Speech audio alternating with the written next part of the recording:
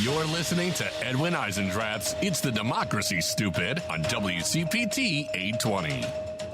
Okay. All right, everybody. Look, I told you this year we're going from defense to offense. And David Pepper, author, teacher, painter, former head of the Ohio Dems, founder of Blue Ohio, indefatigable teacher of the importance of state houses in our national democracy, my friend and now candidate for lieutenant governor of Ohio, is back with us. David, hello there.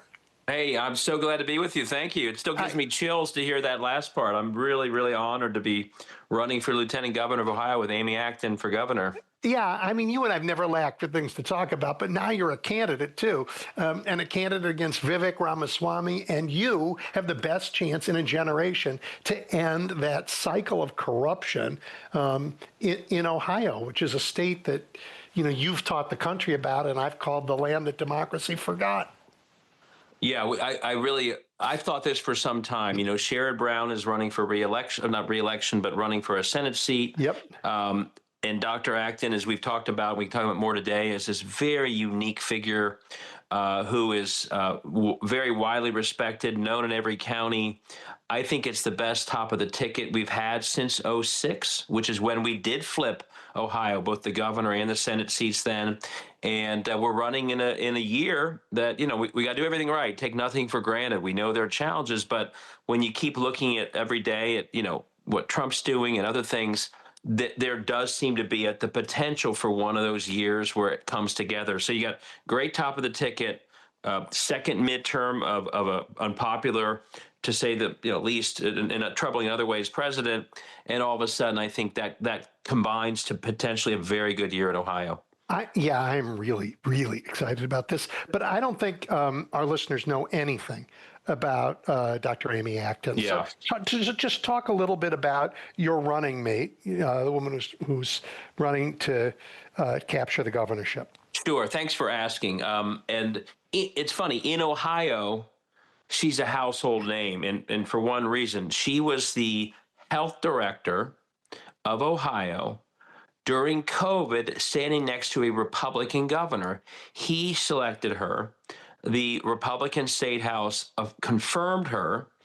And in a way that is sort of like a lightning strike, she stood in front of our television sets, and I'm a Democratic chair. I had no reason to all of a sudden be excited about this person as a leader, but she was this incredible leader who stood up every day in a nonpartisan, non-political way, helped guide us. And from rural, you know, hospitals and businesses to schools to you name it, people watched her by the millions. And she had this incredibly unique leadership style that got her a Profile and Courage Award from the Kennedy Center Library.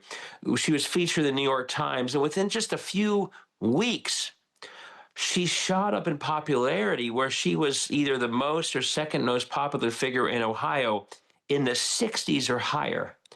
And that just doesn't happen in politics. Normally, when you enter politics, you enter as a partisan figure. There are already huge negatives attached to you because of that.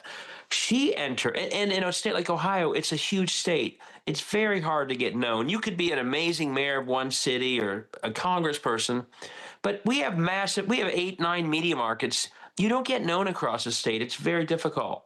In this case, she had this statewide launch. I mean, little girls were dressing up as Amy Acton for Halloween. People made their own yard signs because her last name is Acton. Act on love, not hate. There was a bobblehead doll made. This was not her. It was just people. And the closest equivalent, although this is going to sound a little bit over the top, I don't want to compare her yet to this, but was how John Glenn got famous. Yeah, that's exactly what I was thinking. Yeah, David. you get famous. Exactly. You get famous. She was a hero. She was viewed as a hero. You get famous being a hero through something else, and all of a sudden, that means when you enter politics, you enter in an entirely different way from everybody else. Yeah, and maybe a certain types of sports people can do this, but it is like John Glenn. And that's why I always thought, long before I even knew her, and I got to know her more recently, I was sitting around when I was Democratic chair thinking, geez, if this person ever decided to run for office, she'd be a force. And that's exactly what is happening now. She announced a year ago. She goes everywhere in the state. People line up to meet her. She gets crowds of hundreds where normally you get 50.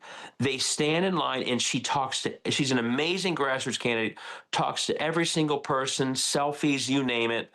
And there's an energy to this campaign that is truly special. And it is above, as much as you can be in this very tough time, it's above party. And that's why you see, so yes, Vivek Ramaswamy is known. He also is known, but his introduction was your typical not so good one. Very high negatives, very partisan, very toxic. So all this translates into what has been the last 2 months. Every poll has this race either tied or with Dr. Amy Acton ahead right now. So she's got this really unique and authentic connection with Ohio voters, a trust built with Ohio voters that is a very rare opportunity in politics. But she still is a doctor, not a politician. Yeah. And that's really the brand that I think is so successful for her. So there's two areas I want to talk to you because of what you just said. The first is there were a lot of people who stood next to their governors during COVID who got burned up because that was an enormously painful time. Yes. And almost everybody who stepped in front of a microphone during COVID ended up getting massacred. Right. How is it that she was, able to not only survive that horror show, but remain trusted? That's it's funny. A remarkable thing. The political figures who stood up actually, Andy Bashir won by more. I always say the only person who lost because of COVID an election was Donald Trump because people did not think he handled it well. Mike DeWine, the governor here, he got reelected by 26 points because people kind of thought, hey, with Amy Acton, he did a good job. But you're right. A lot of people, everyone from nurses to teachers to some of these public health experts, it was a tough time. But it was somehow the way she led with empathy, with hard truths, with support, kind of a humble way too. She wasn't standing up there saying, I've got all the answers. She's saying, let me give you the facts so you, school principal, and you, business leader, you, hospital director, I'm going to give you the hard facts so you can solve the problem. So she had this very empowering way of leading. That again, I can just tell you, having not known her, I watched and it was just so impressive. And my reaction is clearly what most Ohioans thought. Here's an interesting data point. So it's been, she was on TV every day, millions watching. There was a poll done just a few months ago where it said, how do you feel about, different people's job approval? The senator, Trump, the governor. And Amy Acton as health director, which was 5 years ago. The result of that, she had the highest job approval rating by far, still now 5 years after she was last doing that work.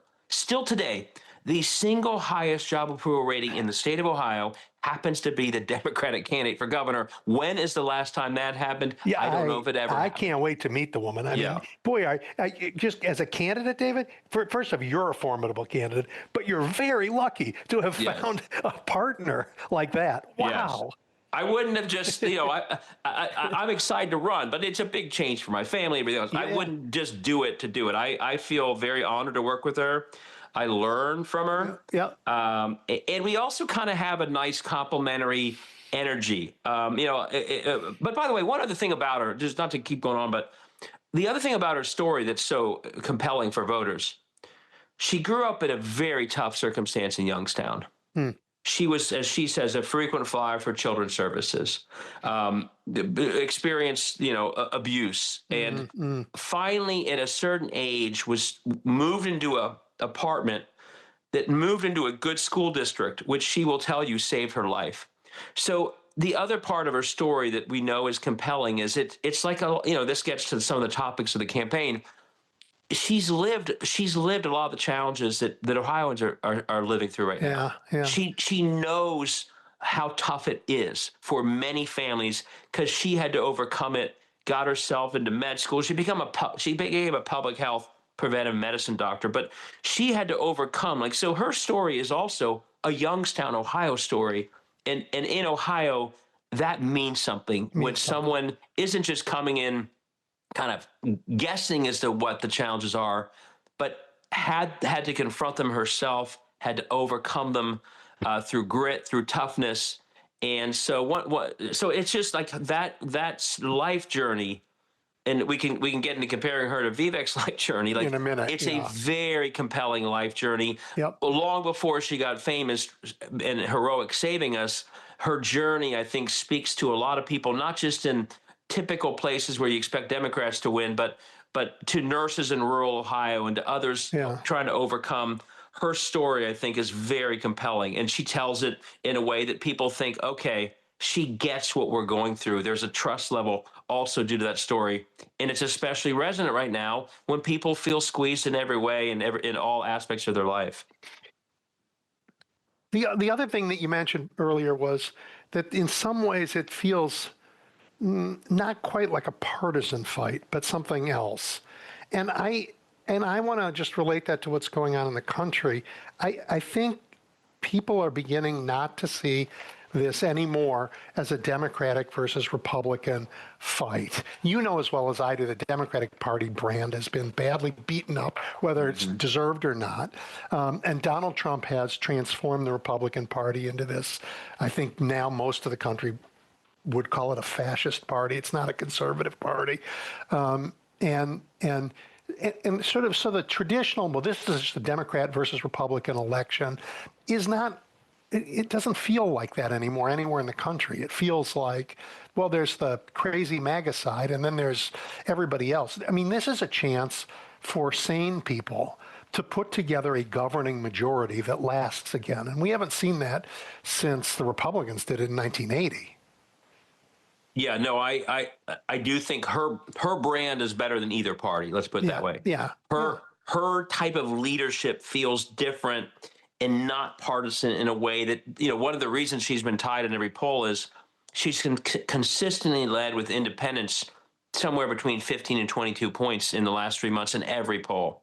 And so someone who is viewed, and they're going to want to turn it into they're going to try and turn into some partisan figure, but she just isn't. That's not how she's viewed. And that has kept her, it kind of above that. Yeah. And she says, in a way that I think is effective, this is bigger, as you just said, this is about a certain sect of sort of extreme ideology and money against everybody else. And everybody else includes independents, Democrats, and a bunch of Republicans. And that's sort of the base and coalition she's trying to build. And so far, she built it without even trying during COVID. And the goal is obviously to keep building it. But yes, I think that she's everyone's willing to, when you see, we'll talk about it, when you see Ramaswamy saying what he said the last couple of days on this video, that Medicaid is a mistake. Yeah, we got to fight too. We're going to fight that stuff. We cannot allow someone to win. But she's also, I think, able to pull together this cross-party coalition because a lot of this fight is above party at this point. And it really is about a few, very well-heeled people. And our opponent is a perfect symbol for it, trying to continue to run government, delivering terrible results for most people and everybody else. And I think she's a perfect sort of representative of everybody else trying to fight back. Yeah, organized money versus organized people. Yes. And the money's had the upper hand for a long time. But like Donald Trump is an end, he's not a transitional figure. No one can be him. And Vivek tried and got trounced by Trump in the primary. He tried to out Trump for a while. And now he's still trapped in his own sort of Trumpist crazy world where let's not give people health care. It's a bad idea, which, as you pointed out, he said just, 2 days ago? Well, that was from before. That was a tape that came out. Oh, I see. Yeah, but that's him. That was him. That was him, I think, somewhere during the presidential run or maybe after. Yeah. Last couple of years, though. The country, I think, is just desperate to move on from that kind of anger and hate, and let's treat poor people like they're dirt, and let's treat everybody else like they're dirt, and be, his speeches were all just fiery anger. Yeah. And aren't we done with that? Yeah, I think if people see him, I think you're going to see people like him try and reinvent themselves because he's seeing the same numbers we are. His negatives are in the 40s, which is kind of astounding because normally when your negatives in the 40s, it's because someone spent hundreds of millions saying terrible things about you. No one's done that. He's accomplished it all by himself. His tweets, his Fox News appearances, his presidential run. The Yep. longer he's on the scene, the worse he does. So I think he's seeing, and there's a little, you can kind of sense it on the Republican side. They're starting to really worry. Who is our candidate? This guy doesn't seem very good. So I think he's going to try and reinvent himself. But I think at the end of the day, just like this Medicaid, Medicare thing, I think he can't help it. This is who he is. Right now, imagine this. So a few months before he announced his run for governor, he was still at Doge. He was fired on the first day, but he literally tweeted that the reason that he said Americans, Ohioans are struggling is because they're lazy and strive for mediocrity. That's the problem. They're not working. I mean, just who does that? Well, somebody who has never met people in Ohio. Somebody who's never met Correct. anybody in Youngstown, for sure. I mean, you could run a whole campaign just sticking that on a billboard, just quoting him. Yeah. And then now, I mean, believe it or not, you know me well enough. I'm always driving around this state. I got in the car in Cleveland and like 9 p.m. I was home by midnight, waking up my kids. Like this guy literally is on a jet. I mean, this is like a bad movie. He takes a jet from Akron to Columbus. And I'm sorry, talking I'm about laughing. corporate. That's funny. Yeah. I mean, So, and Amy Acton, let's be clear. So I'm driving around my F-150 truck. Yeah. Amy Acton's in a white Jeep. yeah. So here you have like driving around what normal people do, understanding half the campaign is who you meet between the destinations. Like what town are you going through? What diner do you stop at? This guy is taking off in airports, landing and like checking the box. Been to this town, almost like, again, just sort of a corporate approach.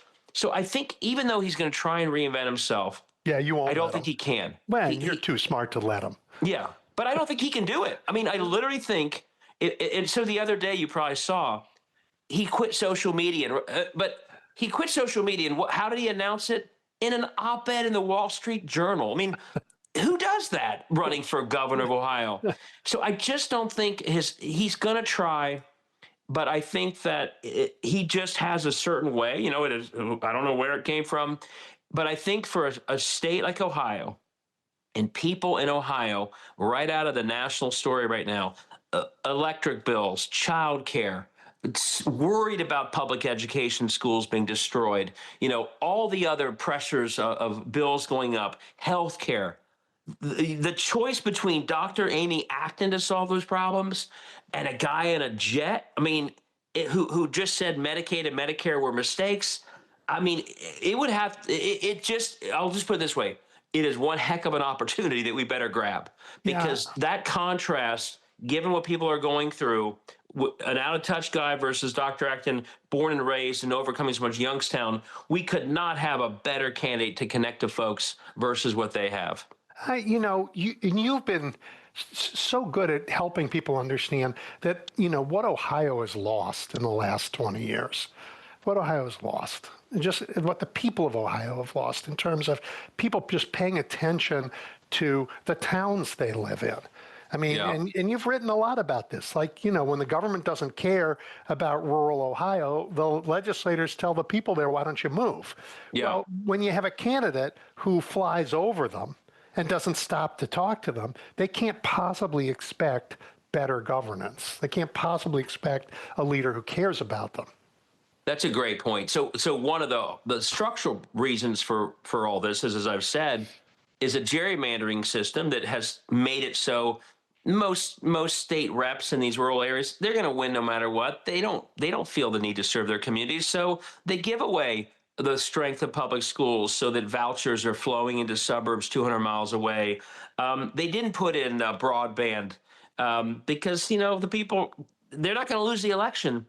They actually, I will say this, and I haven't agreed with all these folks, like they at least did have governors who I think, like Mike DeWine during the last, who tried. So here you would combine a gerrymandered and corrupt state house that isn't serving these communities with a guy who treats the whole state as a flyover state.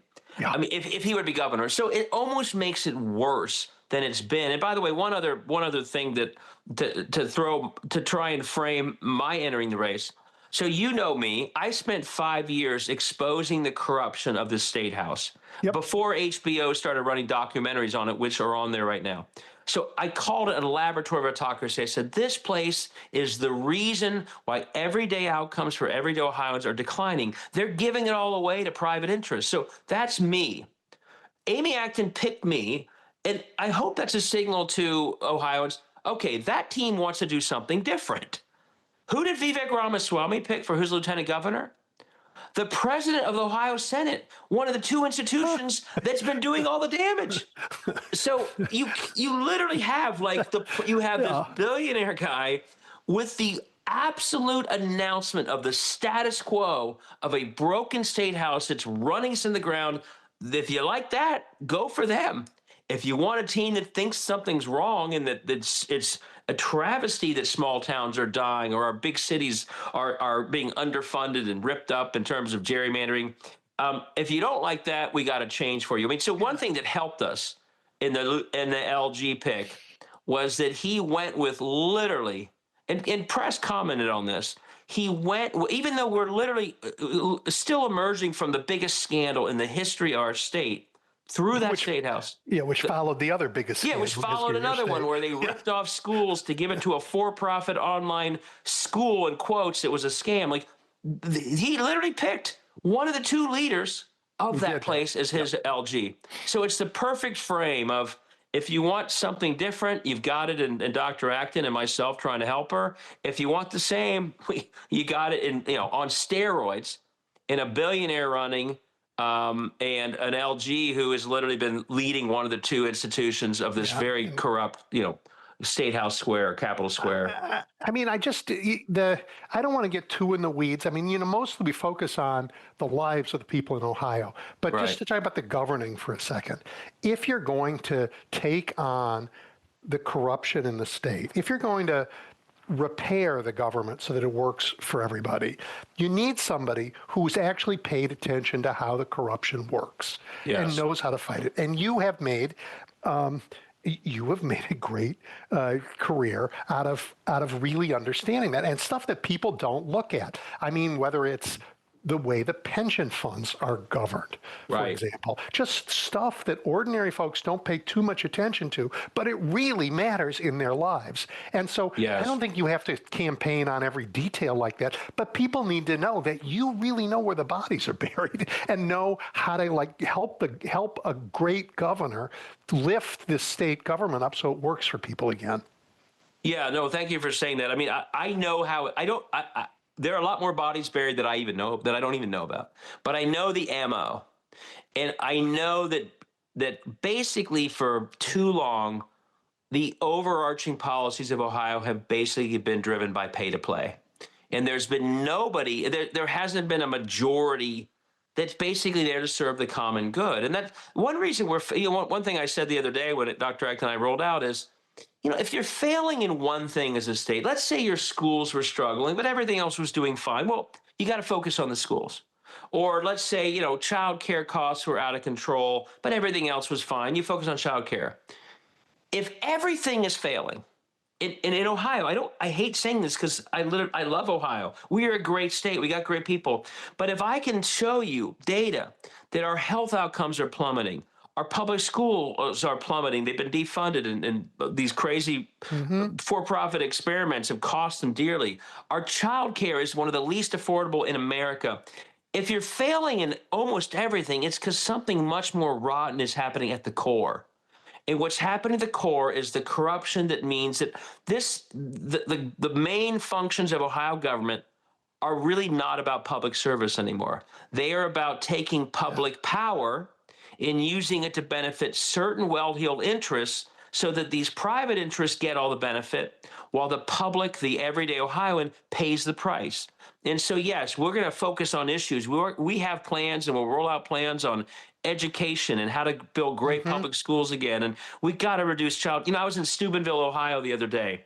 they literally explained to me, there is so little affordable childcare in Ohio. We take our kids to West Virginia for childcare. Wow. I can go through that with property taxes going up because they're underfunding schools, or we have less affordable higher ed than other. We need to take on all those issues.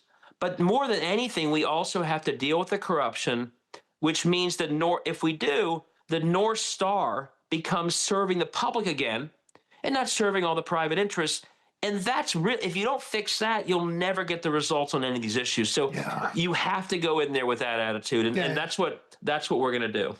David, I'm excited. How much fun was it for you to roll out this campaign for a statewide office back in your home in Cincinnati?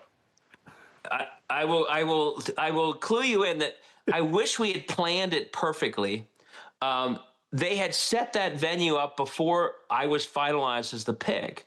But to your question, it turns out that our public rollout, at least in Cincinnati, was 3 blocks from where I grew up and where my dad still lives, about 2 blocks from the little elementary school that I walked to every morning, and right on the road where I rode my bike to go to the swim club and the bowling alley up the hill.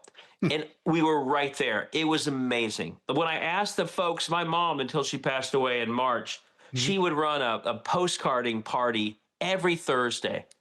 And in this crowd of maybe, we had 300, we had the whole overflow room full and the main room full. And so it was an amazing homecoming.